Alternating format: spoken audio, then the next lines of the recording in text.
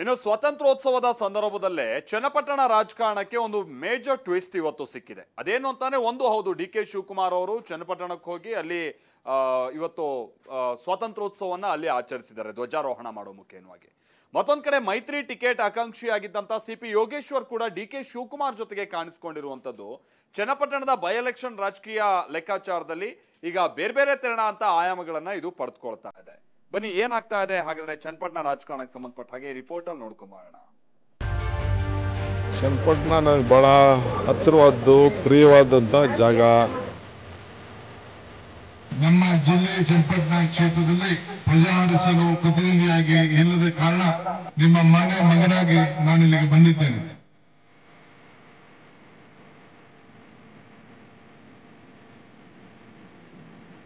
ಇದು ಬರೀ ಧ್ವಜಾರೋಹಣವಲ್ಲ, ಚನ್ನಪಟ್ಟಣ ಕ್ಷೇತ್ರದ ಅಭಿವೃದ್ಧಿಯ ಹೋರಾಟ ಅಂತ ಹೇಳಿ ನಾನು ಭಾವಿಸಿಕೊಂಡಿದ್ದೇನೆ. ನಿಮ್ಮನ್ನು ಬಿಟ್ಟು ಹೋಗುವಂತ ಪ್ರಶ್ನೆ ನನಗಿಲ್ಲ.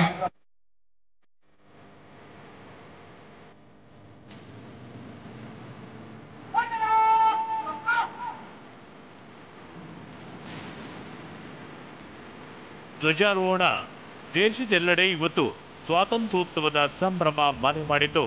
ಆದರೆ ಇವತ್ತು ವಿಶೇಷವಾಗಿ ಕಂಡಿತು ಡಿಸಿಎಂ ಡಿಕೆ ನೆರವೇರಿಸಿದ್ದ ಧ್ವಜಾರೋಹಣ. ಅದಕ್ಕೆ ಕಾರಣ ಚನ್ನಪಟ್ಟಣ.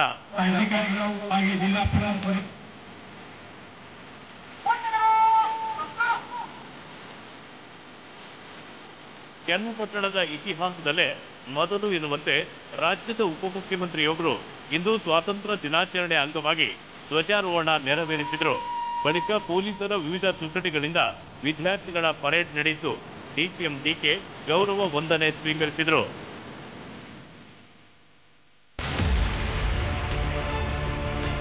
ಬರೀ ಇಷ್ಟೇ ಅಲ್ಲ, ಚನ್ನಪಟ್ಟಣದಲ್ಲಿ ಆಯೋಜಿಸಲಾಗಿದ್ದ ಸ್ವಾತಂತ್ರ್ಯ ದಿನಾಚರಣೆ ಕಾರ್ಯಕ್ರಮ ಹಲವು ವಿಶೇಷತೆಗಳಿಗೆ, ರಾಜಕೀಯ ಪಟ್ಟುಗಳಿಗೆ ಸಾಕ್ಷಿಯಾಗಿದೆ. ಉಪಚುನಾವಣೆ ಘೋಷಣೆಗೂ ಮುನ್ನವೇ ಚನ್ನಪಟ್ಟಣ ಅಖಾಡ ಈಗಾಗಲೇ ರಂಗೇರಿದೆ. ಒಂದು ಕಡೆ ದೋಸ್ತಿ ಆಗಿರುವ ಬಿಜೆಪಿ ಜೆಡಿಎಸ್ ಮಧ್ಯೆ ಟಿಕೆಟ್ ಫೈಟ್ ನಡೆದಿದೆ. ಸಿಪಿ ಯೋಗೇಶ್ವರ್ ತಮಗೆ ಟಿಕೆಟ್ ಬೇಕೆಂದು ಪಟ್ಟು ಹಿಡಿದಿದ್ದಾರೆ. ಈ ಮಧ್ಯೆ ಇಂದು ಚನ್ನಪಟ್ಟಣದಲ್ಲಿ ರಾಷ್ಟ್ರಧ್ವಜ ಹಾರಿಸುವ ಮೂಲಕ ಸಿಪಿ ಯೋಗೇಶ್ವರ್ ಡಿಕೆ ಜೊತೆ ವೇದಿಕೆ ಹಂಚಿಕೊಂಡು ಕುತೂಹಲಕ್ಕೆ ಕಾರಣವಾಗಿದ್ದಾರೆ.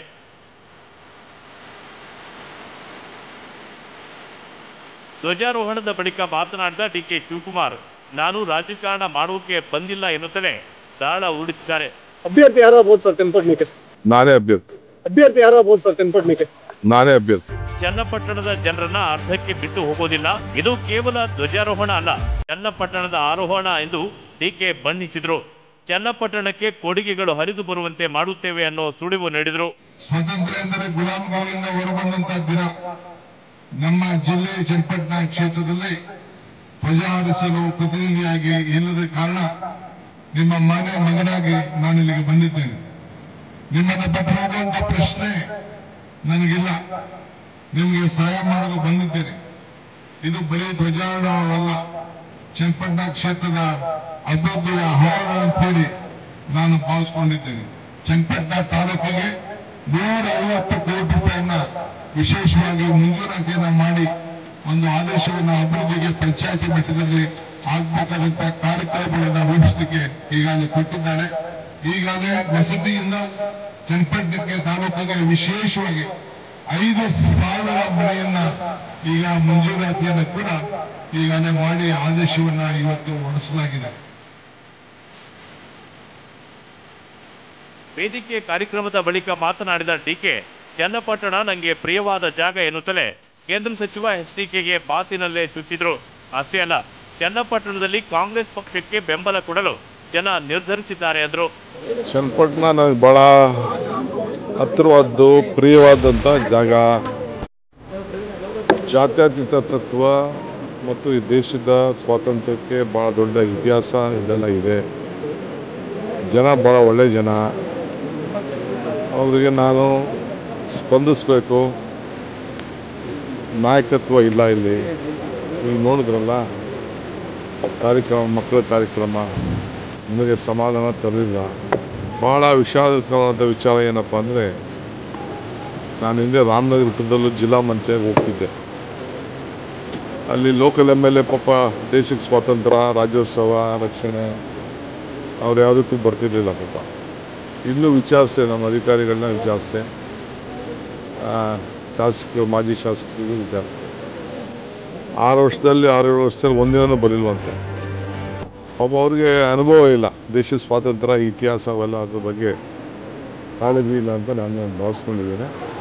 ಜನರು ನಮ್ಮ ಬಗ್ಗೆ ಭಾಳ ಪ್ರೀತಿ ವಿಶ್ವಾಸ ಇಟ್ಕೊಂಡಿದ್ದಾರೆ. ಈ ದೇಶಕ್ಕೆ ಸ್ವಾತಂತ್ರ್ಯ ತಂದುಕೊಟ್ಟಂಥ ಪಾರ್ಟಿ ಕಾಂಗ್ರೆಸ್ ಪಾರ್ಟಿ. ಆ ಕಾಂಗ್ರೆಸ್ ಪಾರ್ಟಿಗೆ ಬೆಂಬಲ ಕೊಡಬೇಕು, ಸರ್ಕಾರ ಇದೆ, ನಮ್ಮ ಬದುಕು ನಾವು ನೋಡ್ಕೊಳ್ಬೇಕು ಅಂತ ಮತದಾರರು ತೀರ್ಮಾನ ಮಾಡಿದ್ದಾರೆ. ಹೀಗೆ ಚನ್ನಪಟ್ಟಣದಲ್ಲಿ ಡಿಸಿಎಂ ಡಿಕೆ ರಾಜಕಾರಣ ಮಾಡೋಕೆ ಬಂದಿಲ್ಲ ಎನ್ನುತ್ತಲೇ ಯಾರಿಗೆ ಏನು ಸಂದೇಶ ತಲುಪಿಸಬೇಕೋ ಅದನ್ನ ತಲುಪಿಸಿದ್ದಾರೆ. ಟಿಕೆಟ್ ಸಿಗದೇ ಇದ್ರೆ ಬಂಡಾಯ ಅಭ್ಯರ್ಥಿಯಾಗಿ ಸ್ಪರ್ಧಿಸೋಕೆ ಸಿಪಿಐ ಸಜ್ಜಾಗಿದ್ದಾರೆ. ಈ ಮಧ್ಯೆ ಯೋಗೇಶ್ವರ್ ಕಾಂಗ್ರೆಸ್ ಸೇರ್ತಾರೆ ಅನ್ನೋ ಚರ್ಚೆಗಳು ಹುಟ್ಟಿವೆ. ಹೀಗಾಗಿ ಇಬ್ಬರ ಮುಖಾಮುಖಿ ಕುತೂಹಲ ಹುಟ್ಟಿಸಿದೆ. ಅತ್ತ ಮಂಡ್ಯದಲ್ಲಿ ಮಾತನಾಡಿರುವ ಸಚಿವ ಚೆಲುವರಾಯಸ್ವಾಮಿ, ನಮ್ಮ ಪಕ್ಷದ ಸಿದ್ಧಾಂತ ಒಪ್ಪಿ ಯಾರೇ ಬಂದರೂ ಸ್ವಾಗತ ಎಂದಿದ್ದಾರೆ. ಚುನಾವಣೆ ಗೆಲ್ಲೋ ದೃಷ್ಟಿಯಿಂದ ಕೆಲವು ನಡೀತಾ ಇದೆ ಚರ್ಚೆಗಳು. ಯಾವ ಕ್ಯಾಂಡಿಡೇಟು ಮಾಡ್ತಕ್ಕಂಥದ್ದು ಆಶ್ಚರ್ಯದ ಅಭ್ಯರ್ಥಿಯನ್ನ ಮಾಡಬೇಕಾ ಅಥವಾ ಯಾವ ಅಭ್ಯರ್ಥಿ ಮಾಡಬೇಕು ಅನ್ನೋದು ನಡೀತಾ ಇದೆ. ಯಾರು ಬರುತ್ತೆ ಅನ್ನೋದು ಪಕ್ಷ ಸಿದ್ಧಾಂತ ವಹಿಸಿ ತಪ್ಪೇನಿಲ್ಲ. ಹೀಗೆ ಧ್ವಜಾರೋಹಣದ ಕಾರ್ಯಕ್ರಮದಲ್ಲಿ ಚನ್ನಪಟ್ಟಣ ಉಪಚುನಾವಣೆ ರಾಜಕಾರಣ ರಂಗೇರಿದೆ. ಕುಮಾರಸ್ವಾಮಿ ಈ ಬೆಳವಣಿಗೆಗೆ ಅದ್ಯಾವ ಪ್ರತಿಕ್ರಿಯೆ ಕೊಡ್ತಾರೆ ಅನ್ನೋದು ಸದ್ಯದ ಕುತೂಹಲ. ಸೈಯದ್, TV9, ರಾಮನಗರ.